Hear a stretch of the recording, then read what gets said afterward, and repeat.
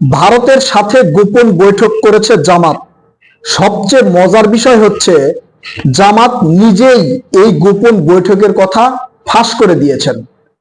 তিনি কেন এই গোপন বৈঠকের কথা ফাঁস করে দিলেন, ওই বৈঠকে কি কি আলোচনা হয়েছে সেই বিষয়টা এখন পর্যন্ত তিনি গোপন রেখেছেন। একই সাথে গোপন রেখেছেন ভারতের কোন কূটনৈতিকবিদ তার সাথে দেখা করেছেন, জামাতের পক্ষে কে কে ছিল বা ভারতের পক্ষ থেকে কতজন ছিল। এই কথা কিন্তু এখন পর্যন্ত তিনি গোপন রেখেছে। যদিও সত্য কখনো চাপা থাকে না, সেটা ফাঁস হয়েই যায়।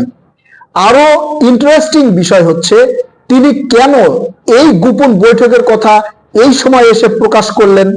এই কথাটা আপনারা শুনলে খুব মজা পাবেন। একই সাথে জামাতের যেই বর্তমান অবস্থা সেটাও আপনারা বুঝতে পারবেন। এই বিষয়টা মনে রাখেন, আমি আপনাদেরকে বলছি।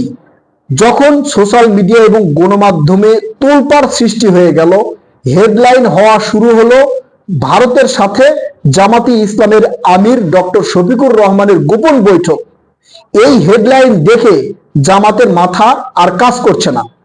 তখন জামাতের আমির ফেসবুক পেজে একটা পোস্ট করেছেন। সেই পোস্টটা অনেক বড়, সংক্ষেপে আপনাদেরকে বলি। সেখানে তিনি লিখেছেন যে গত বছরের মাঝামাঝিতে বিভিন্ন দেশের কূটনৈতিকবিদ তার সাথে দেখা করতে এসেছিলেন। বিভিন্ন বিষয় নিয়ে তাদের সাথে আলোচনাও হয়েছে, সেগুলো পাবলিসিটিও হয়েছে। তারই ধারাবাহিকতায় ভারতের দুইজন কূটনৈতিকবিদ এই যে জামাতের আমির ডক্টর শফিকুর রহমানের সাথে দেখা করেছেন এবং অনেক বিষয় নিয়ে আলোচনা করেছেন। কি আলোচনা করেছেন এই পোস্টেও তিনি কিন্তু সেটা গোপন করেছেন। এই আলোচনার বিষয়টা তিনি বলেন নাই। তারপরে তিনি বলেছেন সেই কূটনৈতিকবিদের সাথে আলোচনা করার পর তিনি ভারতের কূটনৈতিকবিদ যারা ছিলেন সেখানে তাদেরকে বলেছেন যে আপনাদের সাথে যে বৈঠক আমার হলো, এই বৈঠক আমরা পাবলিসিটি করব। ভারতের কূটনৈতিকবিদ বলেছেন না, এই বৈঠক পাবলিসিটি করা যাবে না, এটা গোপন রাখতে হবে। এখন ডক্টর শফিকুর তিনি বলেছেন যে না, আমরা এটা পাবলিসিটি করব, আর আপনারা যেহেতু এটা গোপন রাখতে বলছেন সেহেতু আপাতত গোপন থাকবে, কিন্তু পরবর্তীতে যখন আবারও আলোচনা হবে সেটা কিন্তু পাবলিসিটি করা হবে, মানে জনসম্মুখে নিয়ে আসা হবে। অন্যান্য দেশের কূটনৈতিকবিদের সাথে যেভাবে আলোচনা হয় এবং পরবর্তীতে সেটা যেভাবে পাবলিক হয় ঠিক সেভাবেই পাবলিক করা হবে। অর্থাৎ ডক্টর শফিকুর রহমান তখন কিন্তু তাদের কথা শুনেছে, অর্থাৎ ভারতীয় কূটনৈতিকবিদদের কথা শুনেছে। তিনি এটা পাবলিসিটি করেননি বা সামনে নিয়ে আসেননি। হঠাৎ করে তিনি কেন এইটা সামনে নিয়ে আসলেন, তার ফেসবুক পোস্টে অনেক কিছু গোপন রয়েছে, সেটাও আপনাদেরকে বিস্তারিত বলবো। এখন মেন ইন্টারেস্টিং বিষয়টা হচ্ছে তিনি এই সময় কেন এটা পাবলিকলি নিয়ে আসলেন। আপনারা জানেন যে তিনি বার্তা সংস্থা রয়টার্সকে একটা সাক্ষাৎকার দিয়েছেন। সেই সাক্ষাৎকারে রয়টার্সের এক সাংবাদিক তাকে প্রশ্ন করেছেন যে বাংলাদেশের বিভিন্ন প্রতিবেশী দেশের সাথে আপনাদের বৈঠক হয়েছে, সেই সূত্রে ভারত সবচেয়ে নিয়ারেস্ট প্রতিবেশী, সেই ভারতের সাথে আপনাদের কি কোনো কথাবার্তা হয়েছে বা তাদের সাথে কোনো বৈঠক হয়েছে? এখন ডক্টর শফিকুর রহমান, আমার ধারণা ওই সময় তিনি একটু হতভম্ব হয়ে গেছেন যে সাংবাদিক কি আসলে জানতে পেরেছেন যে ভারতের সাথে তার বৈঠক হয়েছে, এই বিষয়টা কি সাংবাদিক জানতে পেরেছেন? জানার কারণেই সাংবাদিক কি তাকে এই প্রশ্ন করেছেন? এই জন্য তিনি মুখ ফসকে অথবা ভয়ে বলে ফেলেছেন যে হ্যাঁ, ভারতের দুইজন কূটনৈতিকবিদের সাথেও আলোচনা হয়েছে। তবে কি আলোচনা হয়েছে, তাদের সাথে কি বিষয়ে কথা হয়েছে, কেন এতদিন সেটা পাবলিক করেননি, সেই বিষয়ে তিনি কিন্তু বার্তা সংস্থা রয়টার্সকেও বলেননি। সেটা এখন পর্যন্ত গোপন রয়েছে, তার ফেসবুক পোস্টেও গোপন রয়েছে। তবে কি আলোচনা হয়েছে সেই বিষয়টা কিন্তু আপনারা জানতে পারবেন। একই সাথে জানতে পারবেন যে ইসলামের নাম করে জামাতি ইসলাম বাংলাদেশে একটা রাজনৈতিক দল প্রতিষ্ঠিত করার চেষ্টা করছে, সেটা ইসলামের মুখোশ পরে সেটাও আপনাদের কাছে প্রকাশ হয়ে যাবে। এখন এইটা হলো এক, যে তিনি হয়তো মনে করেছেন যে বার্তা সংস্থা রয়টার্সের যে সাংবাদিক তিনি জানতে পেরেছেন ভারতের সাথে এই গোপন বৈঠকের কথা।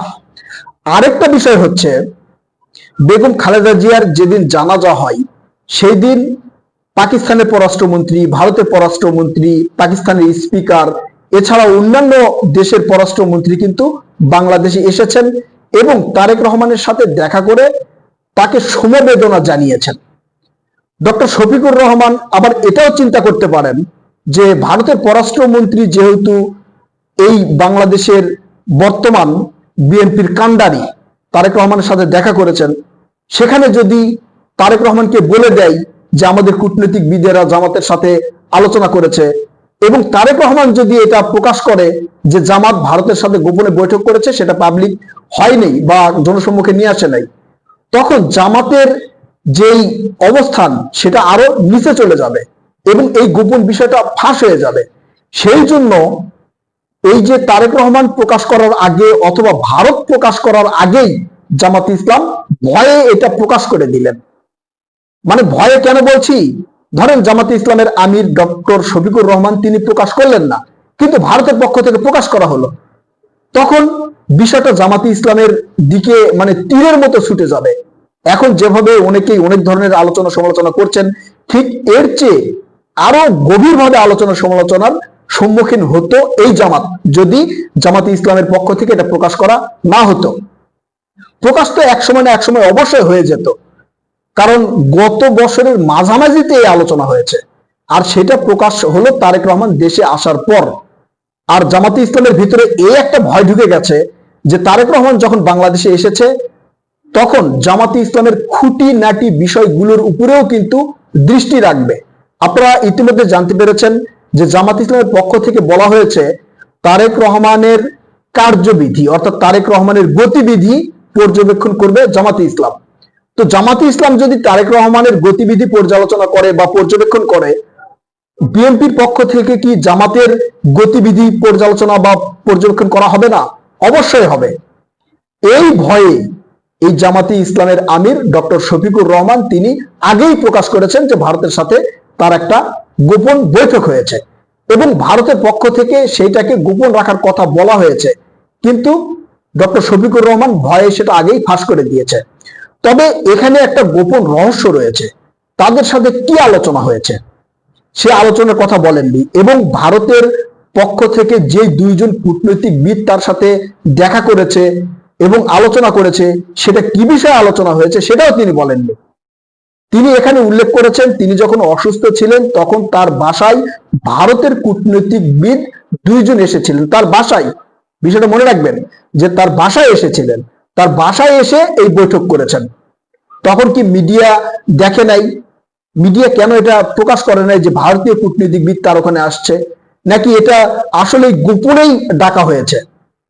আমার মনে হয় এটা গোপনেই ডাকা হয়েছে, না হলে এই যে হাজার হাজার মিডিয়া, এই মিডিয়ার চোখ ফাঁকি দিয়ে ভারতের দুইজন কূটনৈতিকবিদ জামাতে আমিরের সাথে গোপনে বৈঠক করলো, কি বৈঠক করলো, কি আলোচনা হলো, এত স্পর্শকাতর বিষয় আমাদের সামনে কেন আসলো না? আর সেটা আমরা জানতে পারলাম প্রায় 1 বছর পর। গত বছরের মাঝামাঝি থেকে শুরু করলে এখন মোটামুটি প্রায় 1 বছর হয়ে গেছে। 1 বছর পর জানতে পারলাম, সেটা আবার জামাতে ইসলামের আমির ডক্টর শফিকুর রহমানের মুখে। বিষয়টা কিন্তু খুবই গুরুত্বপূর্ণ। আমরা জামাতে ইসলামকে দেখি এরা ভারতের বিষয়ে যে পরিমাণ মানে বক্তব্য দেয়, ভারত বিরোধিতার কথা যে পরিমাণ বলে, আসলে গোপনে গোপনে তারা ক্ষমতায় যাওয়ার জন্য ভারতের সাথে নেগোসিয়েশন করছে। অন্যান্য রাজনৈতিক দলও করছে, কিন্তু অন্যান্য রাজনৈতিক দল ভারত বিরোধিতা ডিরেক্টলি মানে সরাসরি ওইভাবে করে না, ভারতের আগ্রাসনের বিরুদ্ধে বিএনপি কথা বলে। আর জামাত ইসলাম এমন ভাবে কথা বলে মনে হচ্ছে ভারত জামাত ইসলামের শত্রু। এটা কিন্তু জামাত ইসলামের মুখোশ, মৌখিক ভাবে তারা এই কথা বলে, এবং অন্তরে অন্তরে যে ভারতকে লালন করে তার প্রমাণ হচ্ছে জামাত ইসলামের এই বৈঠক, আবার এই বৈঠকটা গোপন রাখা। প্রিয় দর্শক, আমি আর বেশি কথা বলতে চাচ্ছি না, ভিডিওটা এমনিতে অনেক বড় হয়ে গেছে। আরো বিস্তারিত আপনাদেরকে জানাবো, আপনারা আপনাদের মূল্যবান মতামত কমেন্ট করে জানাবেন। কথা হবে নতুন কোনো ভিডিওতে ইনশাল্লাহ। ততক্ষণ পর্যন্ত ভালো থাকবেন। আল্লাহ হাফেজ।